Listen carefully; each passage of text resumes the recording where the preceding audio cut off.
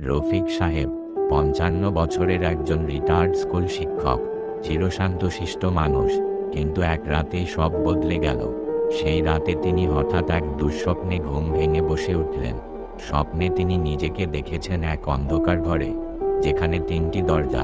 প্রথম দরজা খুললে শুনলেন মায়ের কান্না, দ্বিতীয় দরজা খুললে দেখলেন নিজের কবর, কিন্তু তৃতীয় দরজা সেটি বন্ধ ছিল, আর সেই দরজার নিচ দিয়ে ধীরে ধীরে গড়িয়ে আসছিল তাজা রক্ত।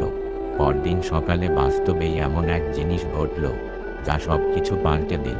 ঘরের একটা কোণে একটা পুরনো কাঠের দেয়াল হঠাৎ ভেঙে পড়ে, তার ভেতরে ছোট একটা গোপন ঘর, আর সেখানে ঠিক স্বপ্নের মতোই ৩টি দরজা।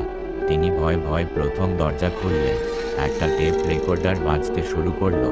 তুই যা করেছিস সবার সামনে স্বীকার কর। দ্বিতীয় দরজা খুলতেই নিজের পুরনো ছবি, যেখানে তিনি ক্লাস 8-এ এক ছাত্রকে মেরে ফেলে দিয়েছিলেন। সেই ঘটনা তখন ধামাচাপা পড়ে গিয়েছিল। রফিক সাহেব হঠাৎ কাঁদতে শুরু করলেন। তৃতীয় দরজার সামনে দাঁড়ালেন, হাত কাঁপছে। হঠাৎ ঘরে হাওয়ার ঝটকা লাগে, লাইট ফ্লিকার করতে থাকে। দরজার পেছনে থেকে গলার আওয়াজ, আমার ছায়া আর তোর পাপ একসাথে আছে এই ঘরে। দরজা খোলার সাথে সাথে পুরো ঘর কাঁপতে থাকে। রফিক সাহেব চিৎকার করে ওঠেন, আর সেই মুহূর্তেই পুরো বাড়ি অন্ধকার হয়ে যায়। পরদিন প্রতিবেশীরা এসে খোঁজ নেয়, রফিক সাহেব নেই। ঘরের ভেতরে শুধু একটা দেয়াল লেখা, তৃতীয় দরজা কেউ কখনো খুলবে না, তবু খুললে ও ফিরে আসবে। যারা আমার চ্যানেলটি এখনো সাবস্ক্রাইব করনি, তারা দ্রুত সাবস্ক্রাইব করে নাও। দেখা হচ্ছে পরের গল্পে।